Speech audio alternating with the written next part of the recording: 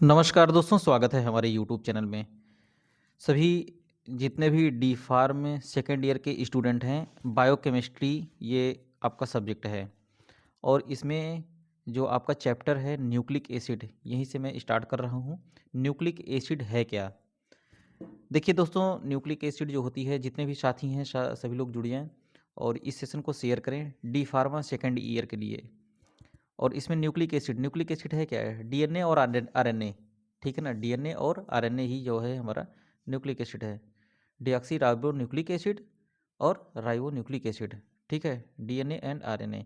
चलिए आगे बढ़ते हैं, इसके बारे में थोड़ा सा बात करेंगे।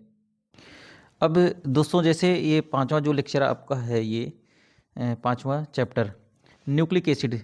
न्यूक्लिक एसिड है क्या? मैंने बोला ना, डीएनए एंड आरएनए। आपको लिखना क्या रहेगा जो है नोट्स में, जितना लिखना रहेगा मैं उतना ही बताऊंगा आपको और उतना ही आपको पढ़ना भी रहेगा।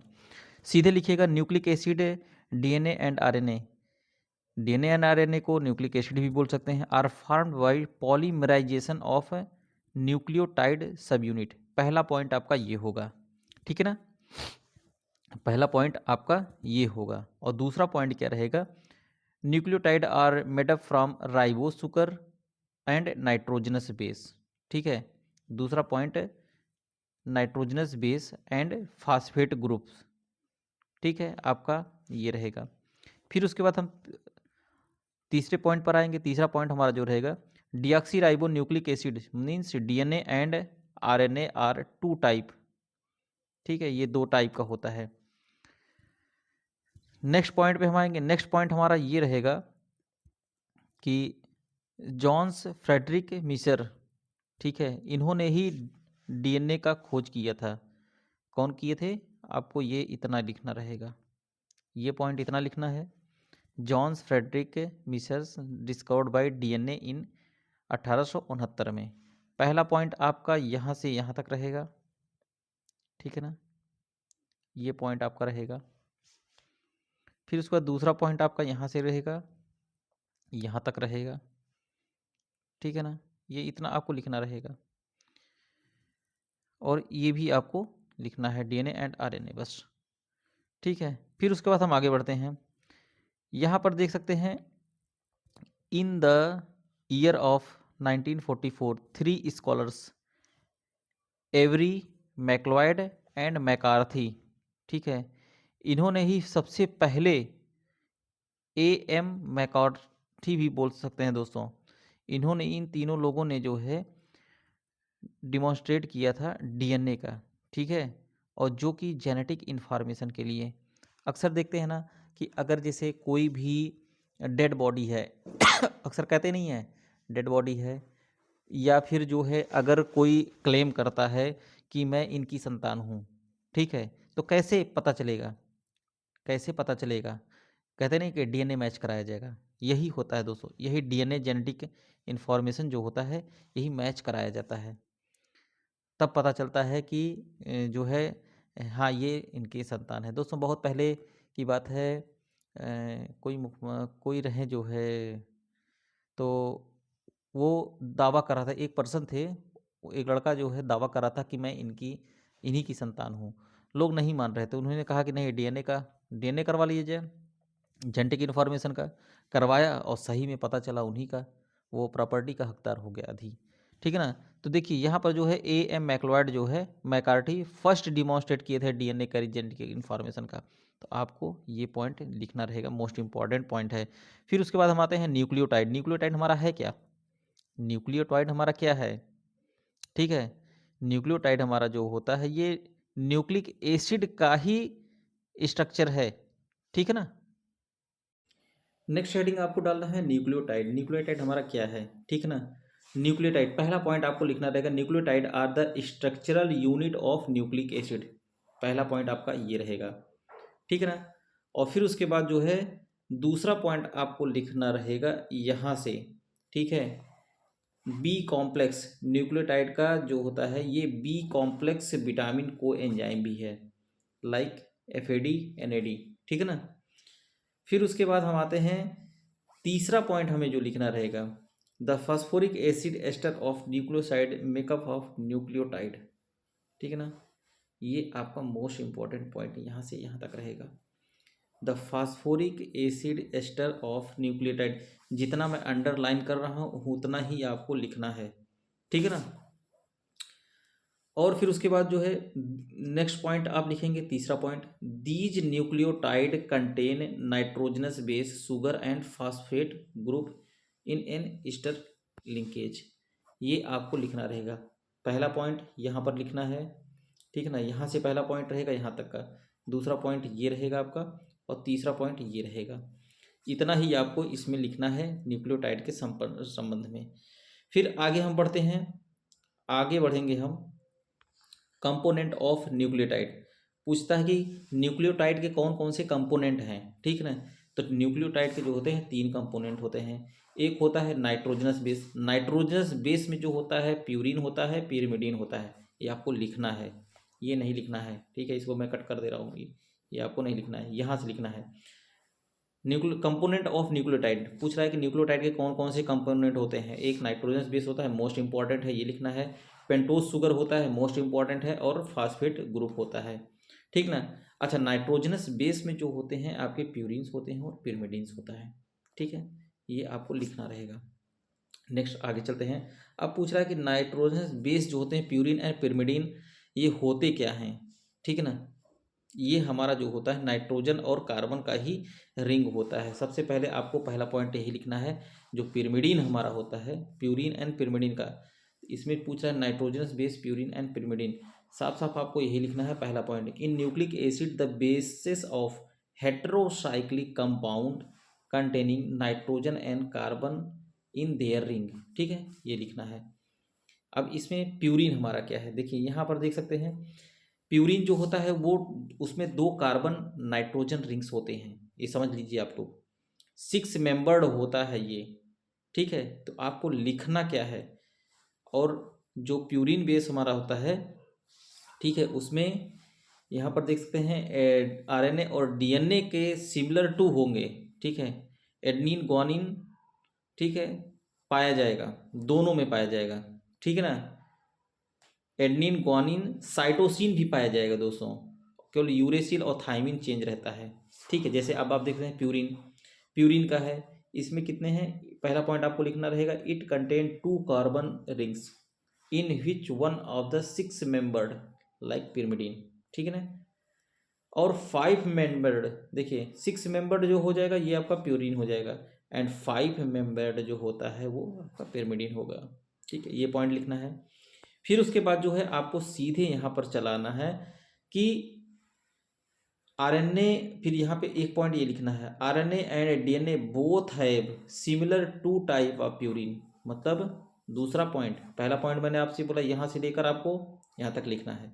दूसरा पॉइंट आपको लिखना रहेगा, RNA and DNA both have similar 2 type of purine. 2 तरह का प्यूरिन पाया जाता है, एक होता है एडनिन होता है, जिसको हम इंडिकेट करते हैं ए से, एंड दूसरा होता है ग्वानिन, उसको हम करते हैं जी से। जितना मैं आप लोग को बता रहा हूँ उतना ही लिखना है, ज़्यादा नहीं लिखना रहेगा।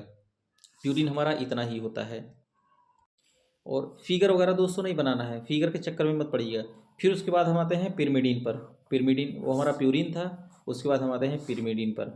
देखिए प्यूरिन हमारा था एडनिन और ग्वानिन था, ठीक है ना। और पिरिमिडीन हमारा क्या है, यहाँ पर देख सकते हैं।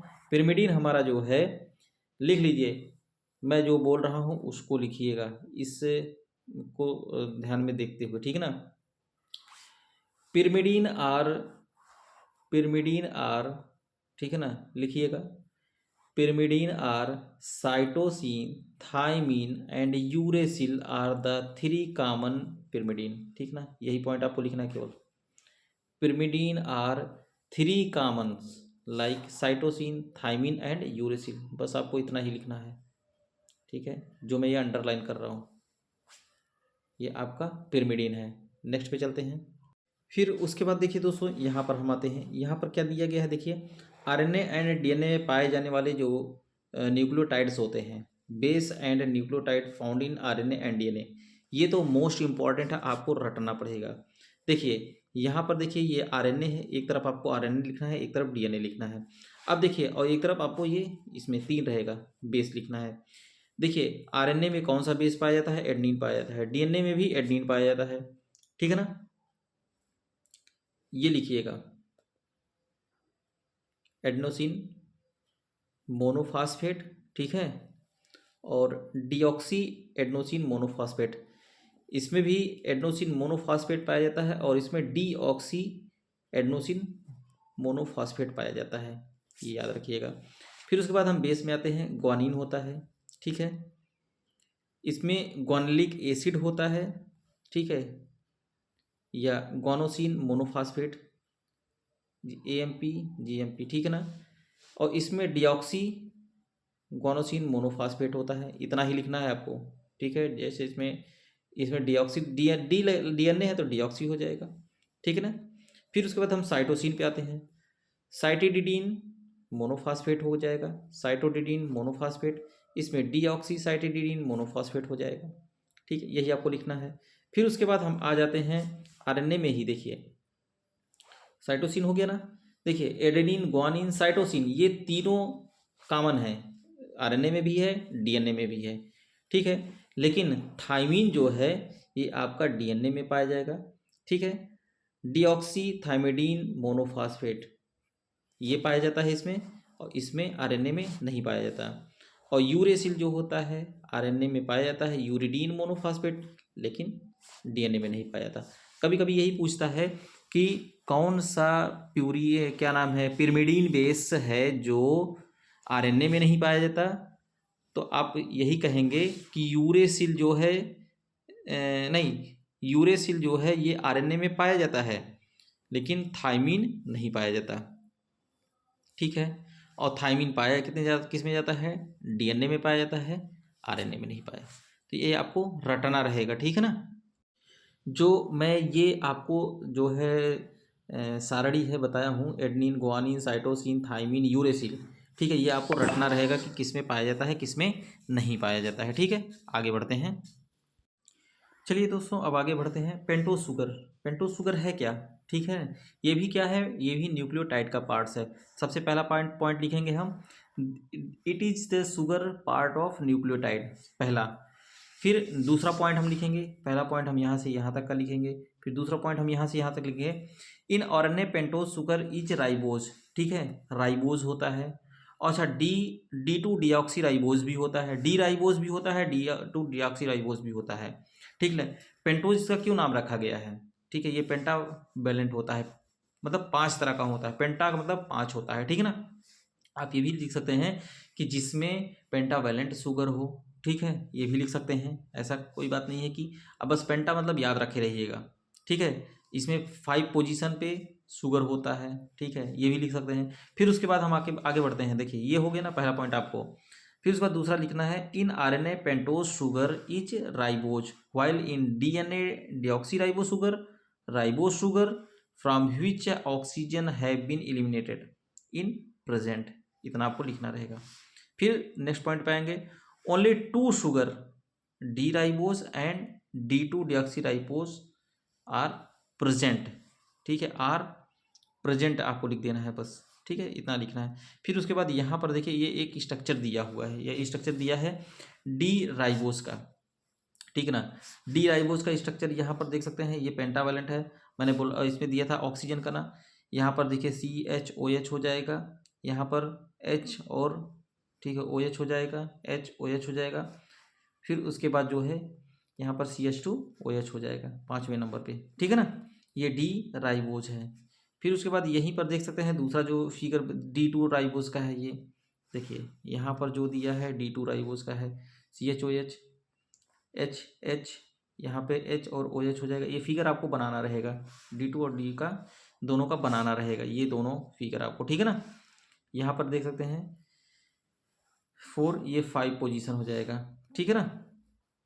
नेक्स्ट पे चलते हैं, देखिए फास्फेट ग्रुप पूछ रहा है कि फास्फेट ग्रुप क्या होता है। देखिए फास्फेट ग्रुप जो होता है 3 होता है, एक होता है मोनोफास्फेट, डाईफास्फेट और ट्राईफास्फेट। तो आपको ये लिखना रहेगा, phosphate group are the sugar of a nucleotide, यानी आप पहला पॉइंट ये सब लिख सकते हैं, they are found attach to the sugar of nucleotide, पहला ये लिख सकते हैं।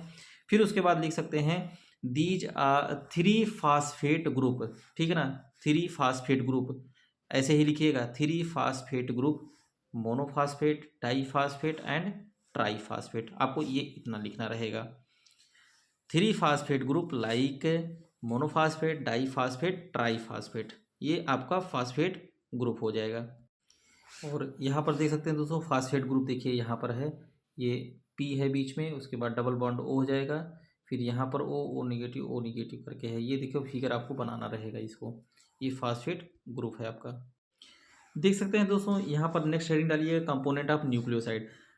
कंपोनेंट ऑफ न्यूक्लियोसाइड में दोस्तों वही है आपका RNA है और फिर उसके बाद जो है DNA है।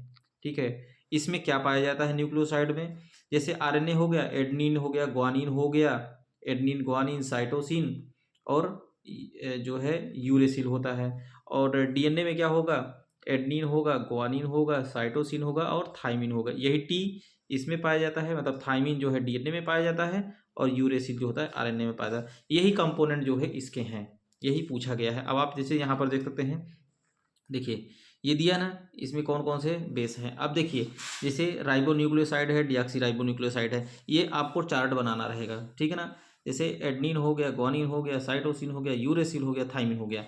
ठीक है ना, ये यहाँ पर आप बेस लिख लीजिएगा। फिर उसके बाद RNA लिख लीजिएगा या राइबोन्यूक्लिक एसिड लिख लीजिएगा। अब देखिए जैसे एडनिन है, एडनिन का जो न्यूक्लियोसाइड होगा एडनोसिन होगा, ग्वानिन का ग्वानोसिन होगा और साइटोसिन का साइटोसिटीन होगा, यूरेसिल का यूरिडीन होगा। ठीक है, ये आपका राइबोन्यूक्लियोसाइड है। फिर उसके बाद हम डिऑक्सी राइबोन्यूक्लियोसाइड में आएंगे, तो डिऑक्सी एडेनोसिन, डिऑक्सी सब में जोड़ दीजिएगा, थाइमिडीन भी आप कर सकते हैं। ठीक है ना, इसको जरूर बनाइएगा, ये मोस्ट इंपॉर्टेंट है, अगर पूछा जाता है कि कंपोनेंट और राइबोन्यूक्लियोसाइड कौन कौन से होते हैं। ठीक है, आगे बढ़ते हैं, आप लोग इसका नोट्स बना लीजिएगा, मैं आप लोग को बता दिया हूँ। अब जैसे देखिए यहाँ पर आ गए हैं, ये स्ट्रक्चर तो इम्पॉर्टेंट है ही। अब जैसे ये न्यूक्लियोसाइड है, ठीक है, न्यूक्लियोसाइड में अब यहाँ पर दिया गया है, देख सकते हैं ना, यहाँ पर बेस है आपका और यहाँ पर आपका CH2OH और यहाँ पर देखते हैं CHOH। ठीक है ना, और 5 पर ये आपका दिया हुआ है यहाँ पर, जैसे 1 2 3 4 5 पर। ठीक है ना, तो यहाँ पर ये आपका बेस हो जाएगा, ये आपका न्यूक्लियोसाइड है और ये आपका न्यूक्लियोटाइड है। ठीक है ना, यहाँ पर भी फर्स्ट पोजीशन पे बेस रहेगा आपका, 1 2 3 4, 3 पर जो है जो है OH ग्रुप है। फिर उसके बाद 5 पर जाएंगे आप, CHO, यहाँ पर फिर फास्फेट ग्रुप आप देखेंगे न्यूक्लियोटाइड का। ठीक है ना, ये हो जाएगा। तो ये फिगर आपको जरूर बनाना ही बनाना है।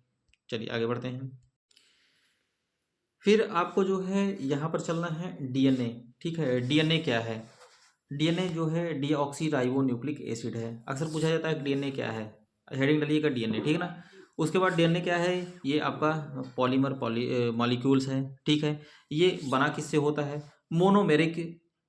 मोनोमेरिक यूनिट जो होती है इसको हम कहते हैं न्यूक्लियोटाइड कहते हैं। ठीक है ना, और पॉलीमर जो होते हैं इसको हम कहते हैं पॉलीन्यूक्लियोटाइड कहते हैं। लेकिन अगर DNA के बारे में आपसे पूछ ले कि DNA है क्या, तो DNA क्या है दोस्तों, ये है 5 कार्बन शुगर है जो डीऑक्सी राइबोस शुगर होता है, जिसमें नाइट्रोजनस बेस वगैरह जो है प्रेजेंट होते हैं, फास्फेट ग्रुप से जो है वो जुड़े होते हैं। ठीक है ना, ये सब आप बहुत आराम से लिख सकते हैं। लेकिन आपको लिखना क्या रहेगा, पहला पॉइंट आपको लिखना रहेगा, DNA is a made up of monomeric unit called nucleotide, पहला पॉइंट लिखना है। और दूसरा पॉइंट लिखना है the polymer of known as, ठीक है, polymer is known as polynucleotide. ठीक है ना, ये लिखना है। फिर उसके बाद दूसरा जो लिखना है, तीसरा पॉइंट लिखना है, पहला पॉइंट यहाँ हो गया, दूसरा पॉइंट यहाँ हो गया, तीसरे पॉइंट पे हम यहाँ पर आएंगे, ये तीसरा पॉइंट हो जाएगा 5 carbon sugar deoxyribose a nitrogenous containing base attach to the sugar and phosphate group. ठीक है ना, इतना आपको यहीं तक लिखना रहेगा। ठीक है, ये आएंगे। फिर उसके बाद हम स्ट्रक्चर पे आ जाते हैं, हेडिंग डालिएगा स्ट्रक्चर। DNA का स्ट्रक्चर किसने दिया था, वाटसन एंड क्रिक ने, सभी लोग को पता है। ठीक है, डबल हेलिक्स मॉडल। ठीक है, double helix, double standard helix जो होता है। ठीक है, आपको लिखना रहेगा डबल हेलिक्स का। डबल हेलिक्स में क्या होगा दोस्तों, 2 स्टैंड होते हैं। ठीक है, पहला पॉइंट लिखना रहेगा the 2 stand of DNA double helix coil around each other farming helical structure. ठीक है ना, हेलिकल स्ट्रक्चर होगा, ये पॉइंट यहाँ तक लिखना रहेगा। फिर उसके बाद दूसरा पॉइंट यहाँ पर आना है, the base sequence is both the standard of complementary to each other due to presence of adenine, thymine, guanosine, cytosine. ठीक है ना, ग्वानिन और साइटोसिन से ये जो है पेयरिंग हुआ रहेगा। ये पॉइंट तो बहुत ज़रूरी ही है आपका। अक्सर पूछा जाता है कि डबल स्टैंडर्ड हेलिक्स में वाटसन क्रिक का जो मॉडल है उसमें एडनिन के साथ कौन रहता है, तो एडनिन के साथ थाइमिन रहता है और ग्वानिन के साथ साइटोसिन रहता है। ये पेयरिंग मोस्ट इंपॉर्टेंट है, इसको आपको लिखना रहेगा, पूरा नहीं लिखना है। पहला पॉइंट यहाँ से यहाँ तक लिखना है, ये है डबल हेलिक्स हेलिकल स्ट्रक्चर। फिर उसके बाद जो है आपको ये लिखना रहेगा, ठीक है। बस नेक्स्ट पे चलते हैं। Anti parallel stand. Anti parallel जो होता है वो एक दूसरे के जो है अपोजिट करके जुड़ा रहता है, एंटी पैरेलल, ठीक है। एंटी मतलब जान ही रहे हो। अब यहाँ पर देख सकते हैं एंटी पैरेलल में आएंगे तो both the stand running in anti parallel direction, ठीक है, linked via hydrogen bond present between the base. बस इतना ही आपको लिखना है, यहीं तक आपको लिखना ही रहेगा, ठीक है। आगे बढ़ते हैं। उसके बाद दोस्तों जो डबल हेलिक्स का है, देख सकते हैं ना, डबल हेलिकल मॉडल डीएनए जो वाटसन क्रिक ने दिया था, ये आपको बनाना रहेगा, ठीक है। ऐसे ही आपको बनाना रहेगा। उसके बाद जो है कहाँ पर कितने एंगस्ट्राम है ये लिखना रहेगा, ठीक है। 1 अप्रैल जो होता है 34 एंगस्ट्राम करके होता है इधर का, और इधर का जो होता है ये 12 एंगस्ट्राम करके होता है। मीन्स यहाँ से लेकर यहाँ की लंबाई और यहाँ से लेकर यहाँ की लंबाई आपको ये लिखनी रहेगी, ठीक है ना। आप लोग लिख लीजिएगा।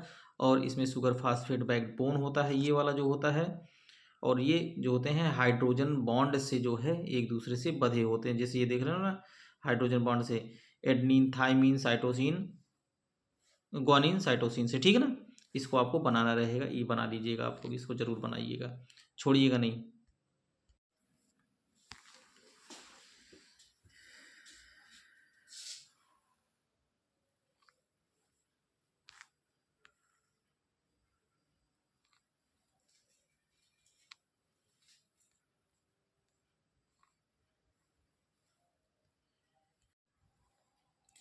उसके बाद दोस्तों हम यहाँ पर आते हैं, पूछता है कि फंक्शन ऑफ डीएनए। आपको डीएनए का फंक्शन लिखना रहेगा, ठीक है। हेडिंग डालिएगा फंक्शन ऑफ डीएनए। फिर उसके बाद जेनेटिक इन्फॉर्मेशन, जेनेटिक ब्लूप्रिंट। अक्सर ये पूछा जाता है जेनेटिक इन्फॉर्मेशन के लिए डीएनए का होता है। तो पहला पॉइंट लिखने का, DNA is a genetic material which is carry all the hereditary information. Most important है पहला पॉइंट जो फंक्शन है।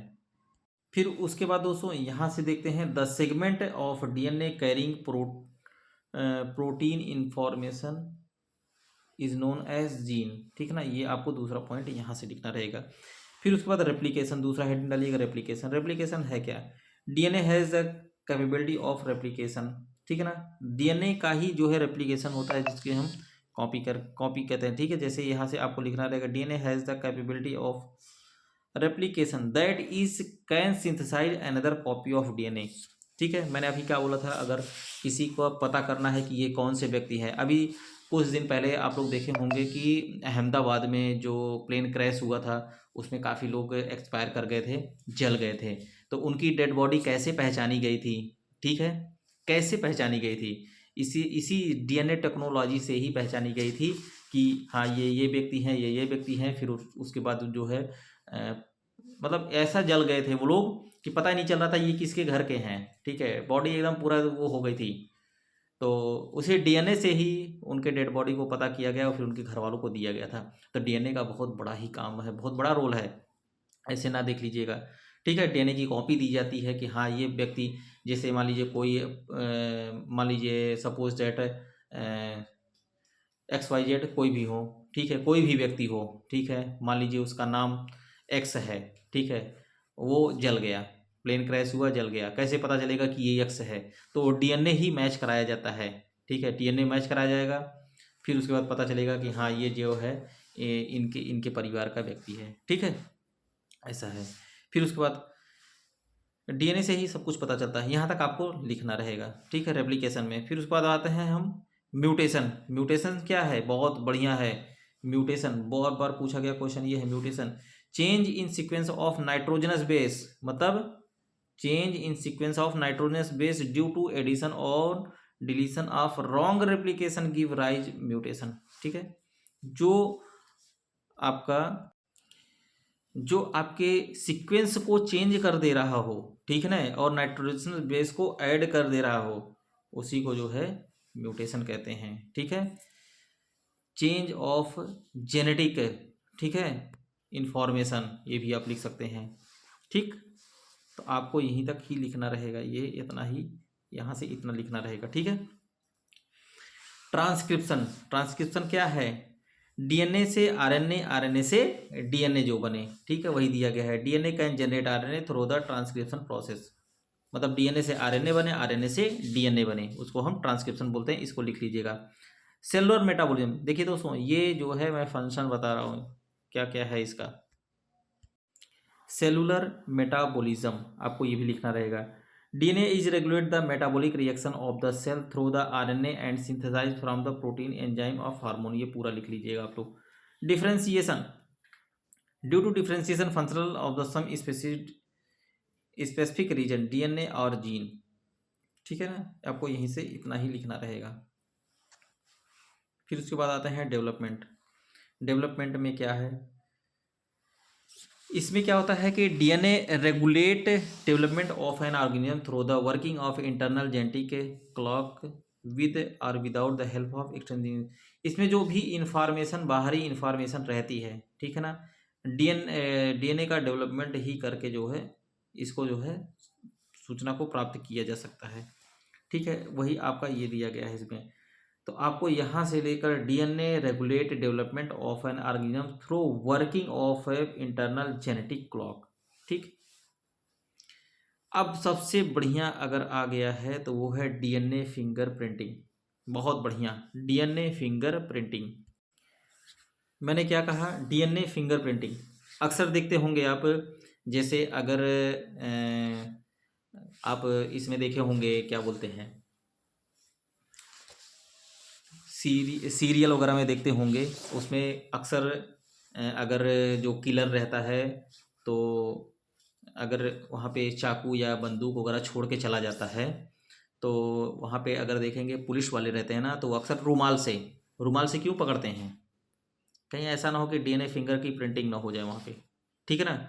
अगर पुलिस वाले भी अगर पकड़ लेंगे तो उनका मैच हो जाएगा, मतलब वहाँ पता चलेगा हाँ इनके, तो इसीलिए रुमाल से पकड़ा जाता है जिससे उनका फिंगर प्रिंटिंग मैच ना हो। लेकिन एक चीज़ और है, डीएनए सीक्वेंस जो होता है ना, डिफरेंट टाइप का होता है, डिफरेंट होता है।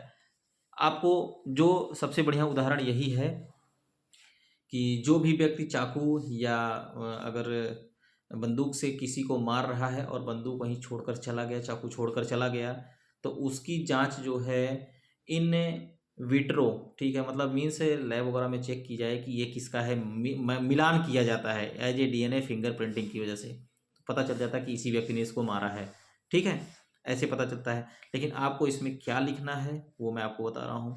DNA sequence of each individual are different, ठीक है, मतलब डीएनए सीक्वेंस जो होता है वो किसी भी व्यक्ति का जो भी होगा उसका अलग अलग होगा। और फिर उसके बाद हम कैसे पहचान करते हैं? डिकोडिंग से उसको पहचान करते हैं। पहला पॉइंट आपको ये लिखना है। दूसरा point, they are used in identification of individual of decoding their relationship, ठीक है ना, इसी को हम कहते हैं, यहीं तक आपको लिखना रहेगा। पहला पॉइंट ये हो जाएगा, दूसरा पॉइंट ये हो जाएगा।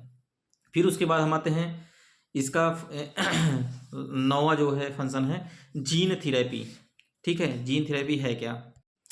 जीन थेरेपी देखिए वो है, जैसे अगर गलत जीन है, गलत है, तो उसको हम अच्छे जीन में जो है कन्वर्ट करके प्लेस कर सकते हैं, वही आपका जीन थेरेपी है, ठीक है ना।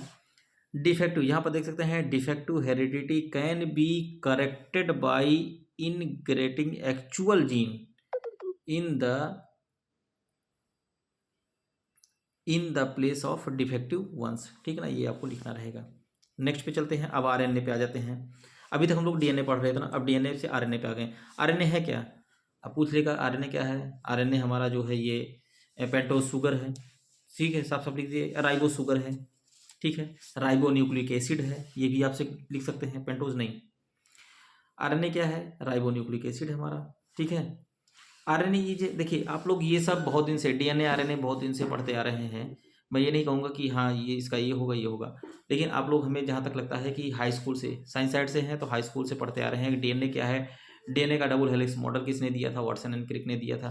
कब दिया था, कैसे क्या हुआ, ठीक है ना। उसका जो है न्यूक्लियोसाइड बेस क्या है, न्यूक्लियोटाइड बेस क्या है, adenine guanine cytosine thymine and uracil, ठीक है ना।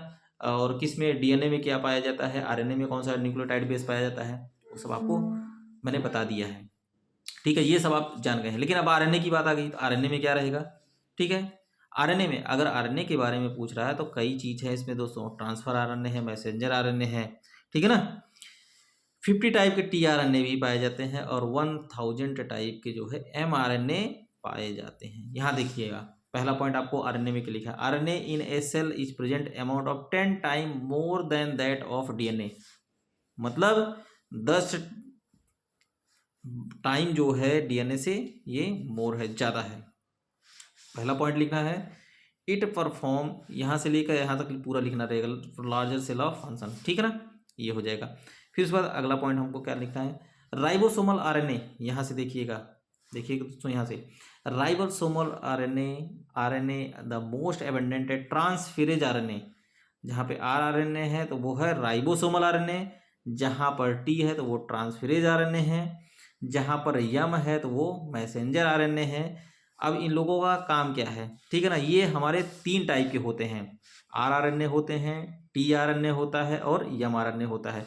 Means ribosomal RNA, transfer RNA और मैसेंजर आरएनए। आपको लिखना क्या रहेगा, 3 type of RNA, ribosomal RNA, transferase और मैसेंजर आरएनए, इतना लिखना रहेगा, ठीक है ना। फिर उसके बाद आगे बढ़ते हैं।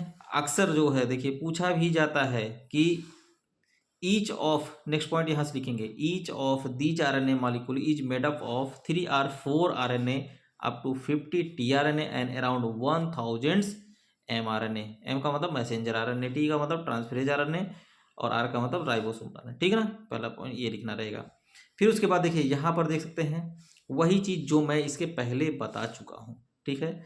अब देखिए यहाँ पर जो नाइट्रोजनस बेस होता है, अगला पॉइंट लिखेंगे यहाँ से, नाइट्रोजन बेस, टी मतलब thymine base of DNA is replaced by uracil, ठीक है ना, यूरेसिल के स्थान पर, ठीक है, नहीं थाइमीन के स्थान पर, जहाँ पर डीएनए का थाइमीन रहता है वहाँ पर यूरेनए में आरएनए में यूरेसिल पाया जाता है, ठीक है। सिंगल स्टैंडर्ड यहाँ तक आपको लिखना रहेगा। फिर आगे बढ़ते हैं। उसके बाद दोस्तों ये सब छोड़ दीजिएगा, ये सब आपको नहीं लिखना रहेगा। फिर आगे बढ़ते हैं। स्ट्रक्चर ऑफ आरएनए पूछ रहा है, ठीक है। स्ट्रक्चर ऑफ आरएनए जो होता है आपको मैंने बता ही दिया, वो 3 तरह के होते हैं, आरएनए, टीआरएनए, एमआरएनए, ये हो गया। लेकिन फिर उसके बाद भी जो है 3 होते हैं, primary, secondary and tertiary, and नहीं 4 होते हैं, क्वाटरनरी होते हैं दोस्तों, आपको लिखना रहेगा। 4 टाइप के आरएनए होते हैं, primary, secondary, tertiary and quaternary, ठीक है। स्ट्रक्चर प्राइमरी में क्या होगा, देखिए प्राइमरी, ये पॉइंट आपको लिखना रहेगा पहला ही, primary RNA, primary structure of RNA include sequence of base between RNA molecule, means वही आपका जो बेस सीक्वेंस है, adenine guanine cytosine adenine guanine cytosine uracil, uracil पाया जाता है, ठीक है ना। आरएनए में मैं कई बार रिपीट कर रहा हूँ, अगर मैं पूछूं क्लास में कि आरएनए में कौन कौन से नाइट्रोजन बेस पाए जाते हैं तो आपको जरूर बताना पड़ेगा, ठीक। आरएनए में एडेनिन ग्वानिन साइटोसिन यूरेसिल पाया जाता है, ये नाइट्रोजन बेस हो गया। और डीएनए में क्या पाया जाता है, कौन सा न्यूक्लियोटाइड बेस पाए जाते हैं, उसमें जो होता है एडेनिन ग्वानिन साइटोसिन और थाइमिन पाए जाते हैं, ठीक है ना। चलो ठीक है। Secondary structure of RNA consist of helical region, ये लिखना रहेगा आपको पूरा ही पूरा, काइंड ऑफ सेकेंडरी मतलब सेकेंडरी पोजीशन पे होगा, जिसको जो है वाटसन क्रिक बेस पेयरिंग भी कहा जाता है, उन्हीं को स्टेपलाइज किया, इसी को लिख लीजिएगा दोस्तों यहाँ तक, ठीक है ना। फिर टर्सरी जो है, टर्सरी जो होता है वो 3D स्ट्रक्चर होता है, ठीक है, 3 डायमेंशनल स्ट्रक्चर होता है, लिख लीजिएगा पहला पॉइंट लिख लीजिएगा, दीज स्ट्रक्चर आर 3D, ठीक है ना। बस इतना ही लिखना है, ठीक है, बस इतना ही लिखना है। क्वाटरनरी देखिए दोस्तों यहाँ पर ये जो दिया है, अब देखिए यहाँ पर जो दिया है मैं दिखा रहा हूँ, ये 3 प्राइम एंड है, ये 2nd प्राइम एंड है, ठीक है ना। तो इसमें जो ये आप देख रहे हैं ना, ये ऐसे ऐसे ऐसे ऐसे करके देख रहे हैं, फिर उसके बाद ऐसे ऐसे लगा है, फिर इधर भी लगा है ना, ये सब हाइड्रोजन बांड हैं, ठीक है ना। ये आपका सीक्वेंस है आरएनए का है। लेकिन सेकेंडरी आरएनए में यहाँ पर देखेंगे ना, ये देखिए इस तरह का रहेगा, आपको ऐसे ही बनाना रहेगा, ये आपको ज़रूर बना लीजिएगा, ठीक है ना। ये स्ट्रक्चर आप जो है प्राइमरी और सेकेंडरी आरएनए का बना लीजिएगा। क्वाटरनरी आरएनए जो होता है, वो क्वाटरनरी आरएनए जो होता है, क्वाटरनरी आरएनए जो होता है, इसमें जो क्वाटरनरी आर स्ट्रक्चर होता है, include the arrangement of RNA strand with respect to other RNA strand, ठीक है ना, विद प्रोटीन मालिक्यूल। ये आपको पूरा का पूरा लिखना रहेगा। नेक्स्ट पे चलते हैं। अब आ गया है फंक्शन ऑफ आरएनए। आरएनए का फंक्शन क्या क्या है, मैंने बहुत बार बताया है, ठीक है, कि आप लोग हाई स्कूल से पढ़ते हुए आ रहे हैं। आरएनए में दोस्तों जो होता आरएनए होता है, वो क्या बोलते हैं, राइबोसोमल का होता है, ठीक ना। इसमें आपको आरएनए में मॉलिक्यूल में लिखना रहेगा कि RNA is the genetic material in virus, आपको बस इतना ही लिखना रहेगा, ठीक है। उसके बाद टीआरएनए आते हैं। टीआरएनए में जो होगा वो ट्रांसफर करता है, आरएनए का ट्रांसफर कर देता है, ये इतना ही लिखना है कि the tRNA has an amino acid of an anticodon with involve the recognition of the information on mRNA template during protein synthesis। Protein synthesis के दौरान आपको ये पूरा का पूरा लिखना रहेगा। फिर उसके बाद हम tRNA तो हो गया, फिर उसके बाद आते हैं हम rRNA का देखेंगे तो ये राइबोसोम्स, ये provide the structure frame network of ribosome, बस आपको यहीं तक ही लिखना रहेगा, ठीक है ना। फिर उसके बाद हम mRNA में आते हैं। mRNA में जो आएगा, जो मैसेंजर का इंफॉर्मेशन, जैसे देखिए messenger mRNA, messenger RNA carry genetic information that nucleus to the ribosomes present in cell cytoplasm, आपको ये पूरा का पूरा लिखना रहेगा। मतलब ये मैसेज देता है, ठीक है ना, ये हो जाएगा। फिर उसके बाद हम आगे बढ़ेंगे, ये आपको नहीं लिखना रहेगा, ठीक है ना, इतना बहुत है आपका। ये जो है दोस्तों बहुत बार पूछा गया है, difference between DNA and RNA. DNA और आरएनए के बीच में डिफरेंस क्या क्या होता है। सबसे पहले डीएनए में जो होता है दोस्तों, ये डीऑक्सी राइबो न्यूक्लिक एसिड होता है, आरएनए में राइबो न्यूक्लिक एसिड होता है, ये सभी को पता है। और इसमें डीऑक्सी राइबो शुगर पाया जाता है, इसमें राइबो शुगर पाया जाता है। और इसमें जो होता है एडनिन, ग्वानिन, साइटोसिन, थाइमिन पाया जाता है एडनिन में, और डीएनए में, और आरएनए में एडनिन, ग्वानिन, साइटोसिन और यूरेसिल पाया जाता है, ठीक है। इसका very suitable structure, stable structure होता है, और इसका जो होता है डीएनए से लेस होता है, ये आप लिख सकते हैं, ठीक है ना। और इसमें देखिए क्या नाम है, आरएनए में जो होता है, डीएनए में जो होता है न्यूक्लियस और माइटोकॉन्ड्रिया प्रेजेंट होता है, आरएनए में जो साइटोप्लाज्म और राइबोसोम, ये सब न्यूक्लियस में प्रेजेंट होते हैं। ये सेल्फ रेप्लिकेटिंग होता है और ये मोस्टली इंडिपेंडेंट होता है, ठीक है ना। ये सब आप लिख सकते हैं। आगे दोस्तों, ये आपका जो लेक्चर था, जो ये चैप्टर था, ये आपका समाप्त हो गया है, बस इतना ही आपको यहाँ तक लिखना था। अगला जो आपका चैप्टर रहेगा, ये आपका रहेगा एंजाइम, ठीक है ना। अगले लेक्चर में मैं एंजाइम से शुरू करूँगा, ठीक है। वीडियो को ज़्यादा से ज़्यादा शेयर कर दीजिएगा, चैनल पर नए दोस्तों सब्सक्राइब जरूर कर दीजिएगा और एक लाइक करिएगा। क्लास कैसी लगी आपको ज़रूर कमेंट के माध्यम से बताइएगा। मिलते हैं नेक्स्ट वीडियो में। वीडियो को अंत तक देखने के लिए बहुत बहुत धन्यवाद।